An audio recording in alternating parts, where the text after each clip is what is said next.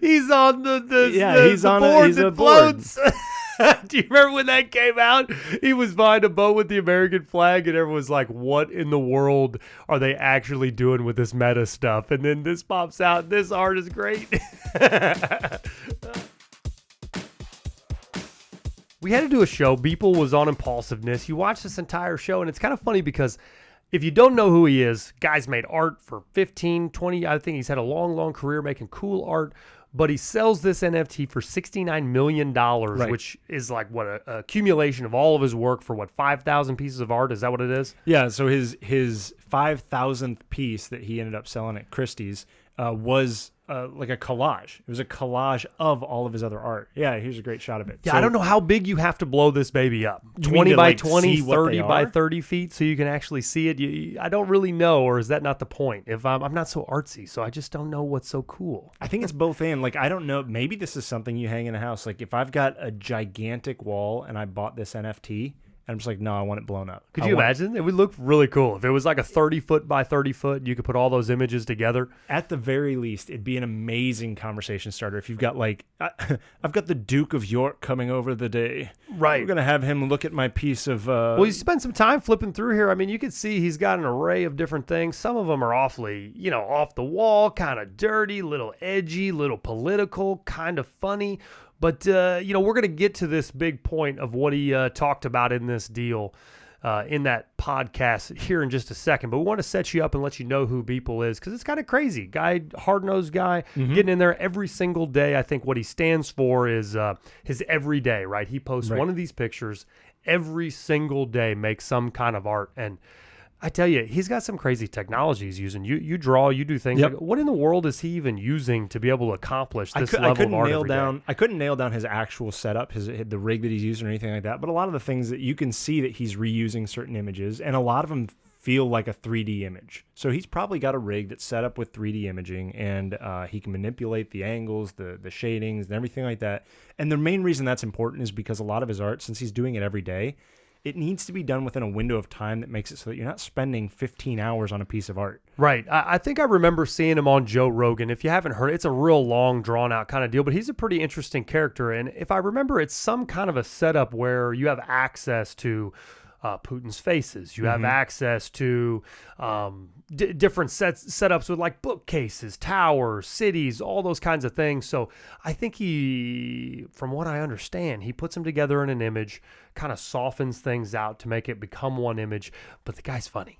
Yeah, the guy's really funny. I mean, some of his art's pretty sketchy, pretty funny. Well, I also like the way he comes about most of it. Like you think about how some people are inspired and what their muses are and things like that. And he specifically said, like, he has TVs up in his studio that are just rolling constantly on like current news footage. He's got, what do you say, CNN on one side, Fox News on the other, all kinds of other images just kind of rolling through, which, I mean, you can clearly see in some of his other stuff where it's like, man, that is the most political thing I have. Like, one thing, you'll never see it in Time magazine or anything like that because that's way too graphic, but it's saying something very similar. Yeah, when you look at some of the art and you see that he's actually watching politics most of the time in the art, you're like, oh, yep, I could see that. It wasn't like you were watching Barney today. I might be able to tell you exactly what day that came from, in fact. Like, No it kidding. is really interesting. But one of the coolest things, though, out of the whole interview, and, I'm a big podcast listener. I enjoy listening to podcasts, but sometimes they're a little lengthy. They get a little bit long. And I think the essence sometimes from a person being interviewed is like, what do they stand for? And I thought it was super interesting. The mic guy in there, he kind of summed up what he said a little bit better. Let me pull it up because I want to say it verbatim because I actually thought it was literally perfect. He said, you don't have a lack of ideas in creativity. You have a lack of deadlines.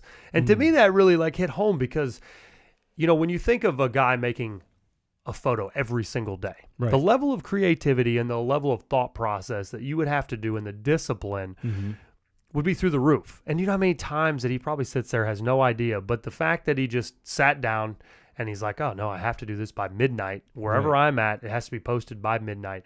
The amount of drive and determination and kind of sort of what comes out of that, it blows my mind, actually. Well, it's crazy too, because even when you scroll through his images on Instagram or anything else, you can see that there's like an iteration and an iteration and a newer iteration of a very similar image. And some of it looks like he's legitimately toying with some idea that he hasn't quite captured yet, which I don't think is bad. Like, some people are like, well, if you're doing 5,000, I want 5,000 new and original. But that's not the point. The point is really, I'm sitting down and I'm devoting an amount of time every day to engage with this craft, with this art, with this idea, and I'm going to produce something that at least shows where I'm at right now. And I think that, like, even if I took that home and just said, well, that's what I'm going to do with, running because I'm trying to be a better runner, or swimming because I'm trying to be a better swimmer, or, just I want to be a better leader in my organization, and I put that kind of effort towards it, like, that would be, at the end of 5,000 days of posting, whatever that would be, I would imagine I would be better at it. Well, he has one iteration of his art that I think would be a good example of what you're referring to, is his split head design. Yes. I mean, we thumbed through it trying to look at all of his different art, and what he does is he makes a split head and kind of like half and half, and you see whatever's in the brain parts of where this head would be. And it's a really weird image that he uses over and over again with different people's faces. And I think they even asked in the interview, like, hey, what are you trying to say with a lot of your art? And he kind of passes it off and says, some of it's just, I'm just putting a piece of art out because it was something that struck me that day. I'm not trying to say anything with it. But then there's other ones where you look at it and you're like, nah, man, you're definitely saying something with this art, which isn't a bad thing, but it is. I mean, it's a thing being said. Well, he has a clever style, too. I mean, most of these artists probably have some kind of a style that they stick to. And, the splitting of the head and having things come out of it, obviously, is kind of trying to depict what you're thinking or what's on their mind. But the overall statement, I just found it to be so crazy, because when you're looking at trying to develop motivation and do certain things, and you pick a direction and you try to figure out the best way to accomplish your goal, right? And you get a process going. You get a habit going. We've talked about this in previous shows. You get this habit going. But most of the time, you just got to sit down. You just got to sit down and continue doing the process. It's kind of an interesting concept that you've got an art guy that's not trying to be a motivation guy. He has an 1.5-hour podcast talking with Impulsiveness, dude, Jake Paul, talking with Joe Rogan. And the biggest takeaway is that this guy's a grinder, a hard worker, set out a blueprint, put his nose down, and then he struck when the moment was right. Right. He sold the project. He sold his, an accumulation of all of his art for $69 million because the NFT popped up. It became huge, all in a wave. You're not hearing a whole lot about it now. I'm sure there's people probably still selling and buying NFTs. Sure. But the idea that someone could buy all of his art, but it took him 10 years, 15 years of all this continuous grind to be ready for the moment to get richer than any man ever could imagine overnight off your art. Over seconds. And the crazy part, to me at least, the crazy part is he did not start 15 years ago making this art with the intention of my 5,000th piece I will sell. And it will be everything. Right. But like that nebulous idea that, no, I'm just going to improve. I'm going to commit to myself that I'm going to do this. Because like no one's holding them to a contract. Sure. Like, it's one thing if you're doing a book and the book is like, hey, we're going to publish this on this date. And if you don't have the book done, like you're in breach of contract. Right. This is just him. He's just decided I'm going to do this every day for the betterment of my art, for the betterment of my own efforts, for all of those sorts of things. And then, he's 10 years down the line. He's like, ooh, I've got, thousands of pieces that have all collected. I've now started putting them on Instagram. I've now started doing all these other things. And NFTs are kicking off and that's a thing. And now he can start having ideas that couldn't exist. Like I couldn't have that idea right now. I don't have 5,000 pieces of art in my portfolio to put together. Right. It seems kind of risky, though. If you haven't pulled your money out of the crypto world for the NFTs, I don't know that I would leave it in there. It just seems so up and down and based on the blockchain and whether or not the technology is going to make it and whether or not anybody's going to have cryptos in 5, 6, 7 years. Which crypto are you going to own? All those things. I hope he's just stashed like tons of that money away and got it out of there, you know? It is a crazy world because he was paid in crypto. He wasn't paid in like dollar bills. Here you That's go. the idea of NFT, right? The NFT. If you don't know anything about an NFT, I'm not going to begin to explain to you that I'm the most knowledgeable person on it. But one cool video to get you started is that Johnny Harris guy. He makes YouTube videos, and it's kind of like a docu-series feel or a documentary. Every single one of them, and it's a pretty good listen if you're being introduced to a topic. I don't know that you could find a more engaging video. Look up Johnny Harris NFT Talk, and you'll probably get a good look at generally what an NFT is, how it's attached to cryptos, what it all means.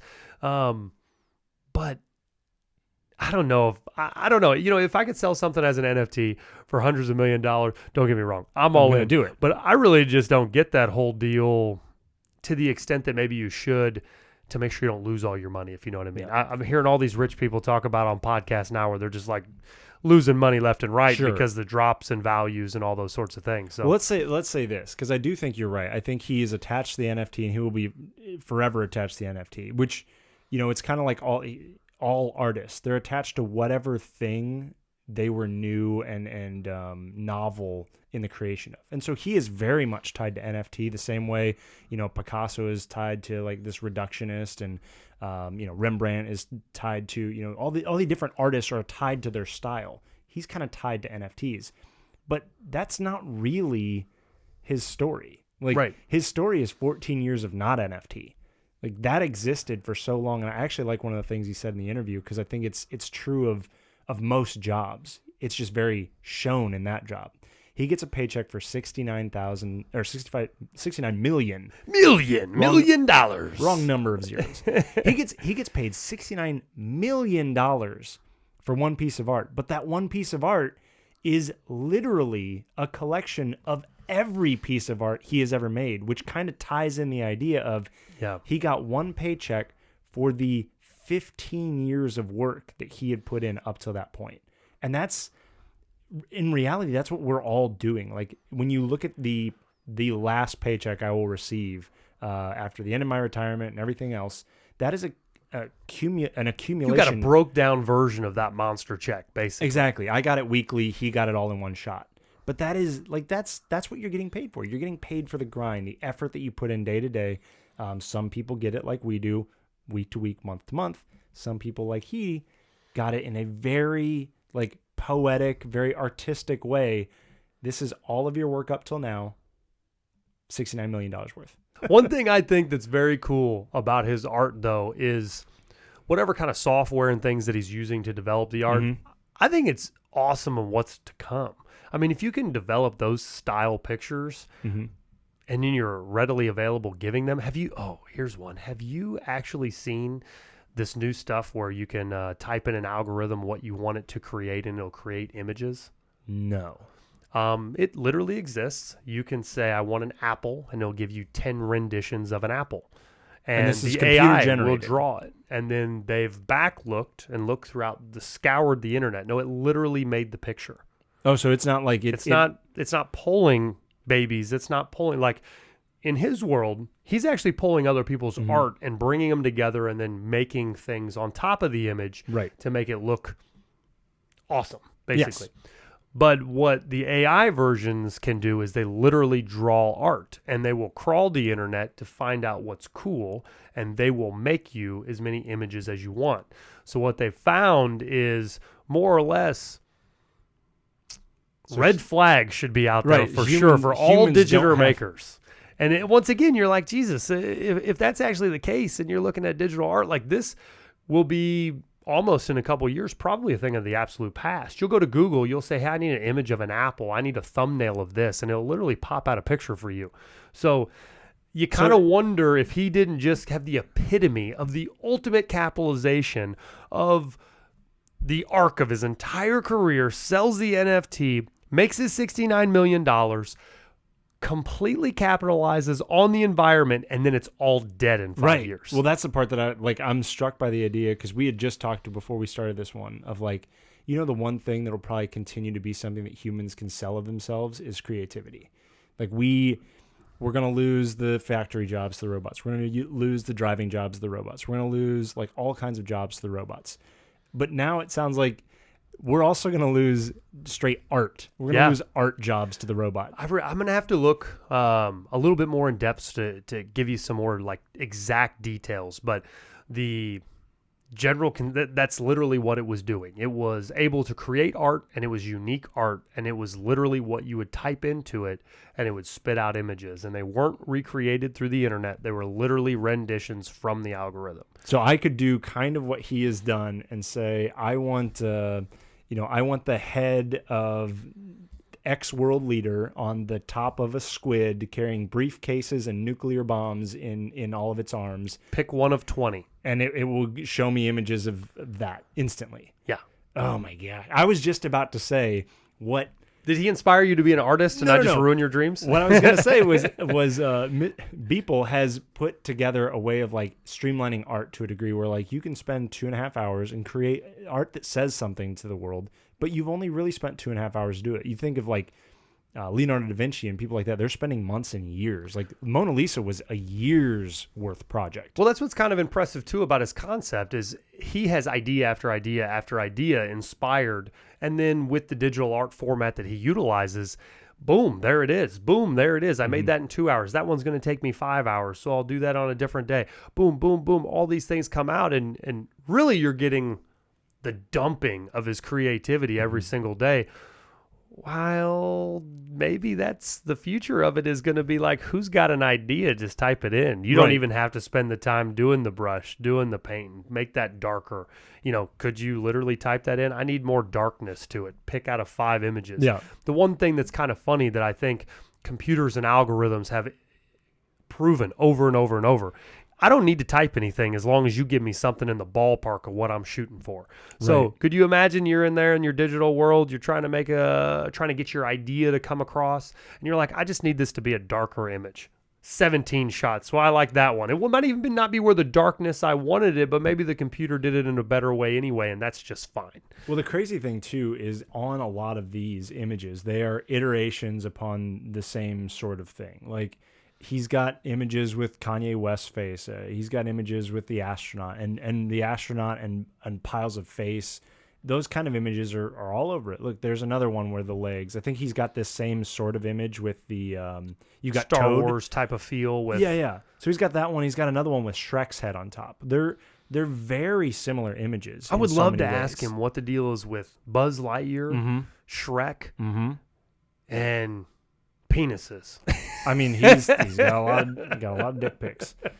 So let's say that. Let's go with that. If you had a question to ask Beeple, he was in here because I think that's the best part of any interview.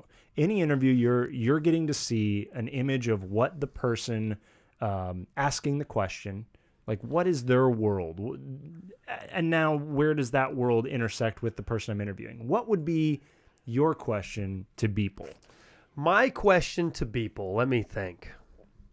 It doesn't have to be. I have one. You do. I have one because when I look at a lot of his art, we kind of looked through this for hours, looking at different, where he came from, what was the evolution of it. Looked like things were a lot brighter early, a lot more of personal drawings, probably in some aspect in the digital world. As it moved forward, we kind of discussed it. Looked like it's got a little darker, more pornography, that kind of thing going on. Pop over to the big image that has all of them. His 5,000th image. All right, here you go. Yeah. You can kind of see that in this. Up in the upper left, it's all white. Like that was definitely some of his own drawing. You're right. Well, my question, so to answer your question, I would want to know where the line of the pornography stuff started to come in. Was it all out of like jokes because it's more funny, or was it to sell clicks? Yeah, that's what I want to know. So at what point did that become the addition? Yeah, because I feel like everything in digital, everything on the computer, whether it be podcasting, business, no matter what it is, there's this it factor that you have, and then you have to combine it with what people want. And so I want to know, was it because of a response? Yeah, in like Superbad when the guy's drawing like massive pictures of dicks and veins, and it's just like funny. It's a really funny part of the movie.